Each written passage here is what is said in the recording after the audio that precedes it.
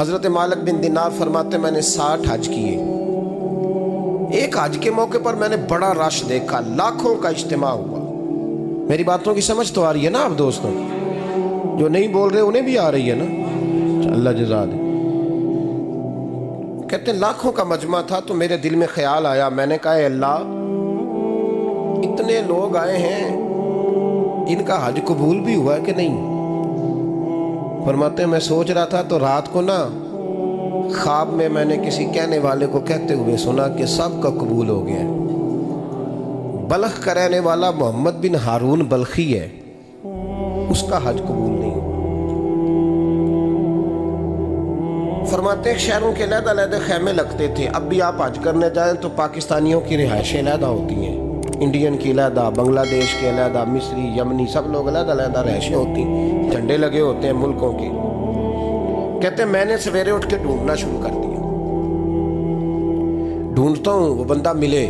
کہتے ہیں جہاں بلخ شہر کے لوگ رہتے تھے وہاں چلا گیا تو میں نے لوگوں سے پوچھا تم میں محمد بن ہارون بلخی کون ہے؟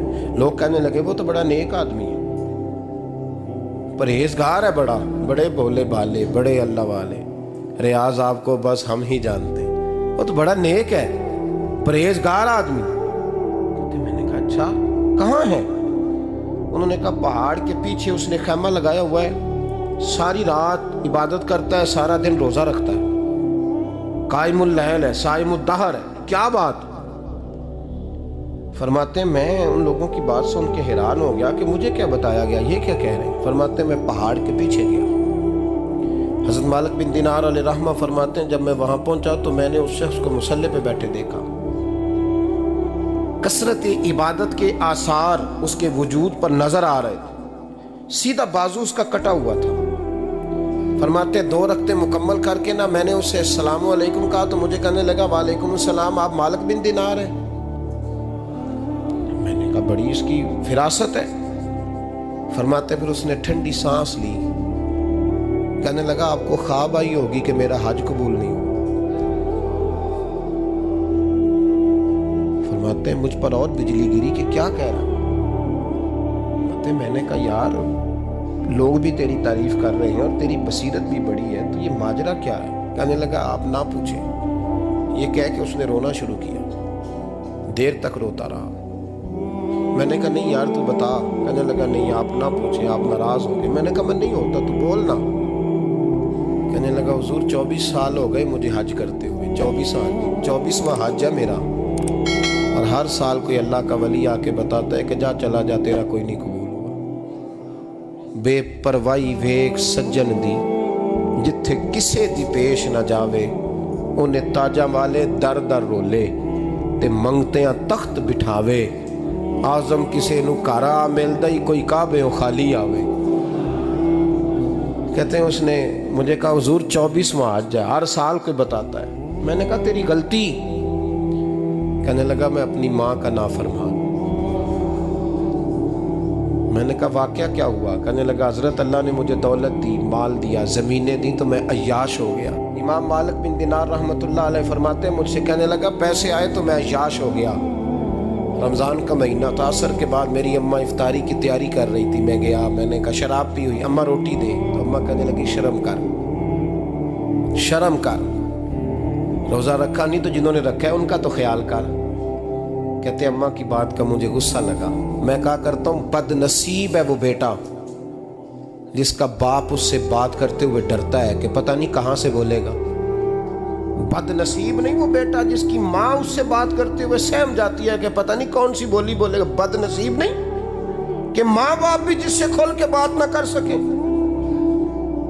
حضرت مالک بن دینار سے کہنے لگا اماں نے جب کہا نا شرم کر تو مجھے غصہ آیا، میں نے ماں کو تھپڑ مارا اور میری ماں جلتے ہوئے تندور میں گری.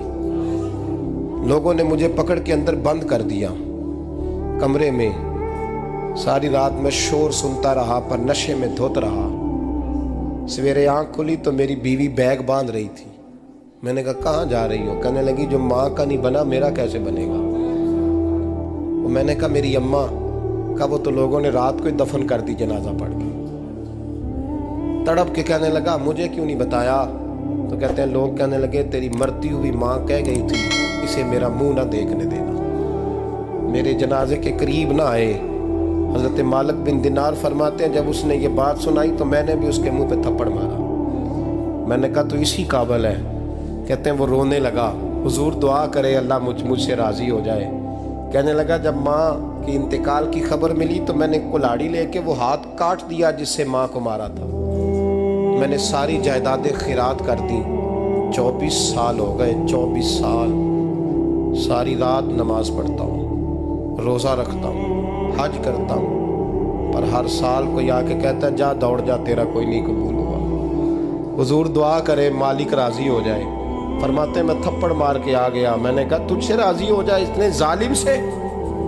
امام مالک فرماتے ہیں رات کو آ کے سویا تو مجھے خواب میں رسول پاک کا دیدار ہوا۔ تو نبی پاک علیہ السلام نے فرمایا مالک تو اسے مایوس کیوں کر آیا ہے؟ اللہ تو بڑا مہربان ہے۔ کہا حضور ماں کے نافرمان کو معافی کیسے ملے گی؟ تو امام مالک فرمانے لگے نبی کریم نے فرمایا جا اسے جا کے بتا دے تجھے قیامت میں تیری ماں کی وجہ سے بخش دیا جائے گا۔ کہا حضور اماں کی وجہ سے کس طرح؟ تو محبوب فرمانے لگے اس کی ماں قیامت میں اس کے خلاف مقدمہ دائر کرے گی رب کریم کی عدالت میں، اے اللہ میں نے 9 ماہ پیٹ میں رکھا، درد سہ کے اسے جنا، جگر کا خون پلا کے پالا اور اسی نے مجھے قتل کیا۔ رب کریم اس کی ماں کا مقدمہ سن کے کہے گا اٹھاؤ اس کو دوزخ میں پھینکو، اس نے ماں جلائی تھی اسے بھی جلاؤ۔ محبوب فرمانے لگے جب پکڑ کر کے مالک اس کو محمد بن ہارون کو لوگ لے جائیں گے نا جہنم کی طرف، ابھی فرشتے گھسیٹیں گے ہی تو پلٹ کے پھر اماں کی طرف دیکھے گا اور دوسری دفعہ پھر گھسیٹیں گے تو پلٹ کے دیکھے گا اور تیسری دفعہ پھر پلٹ کے کہے گا اماں یہ مجھے جلانے لگے، اماں یہ جہنم میں پھینکنے لگے۔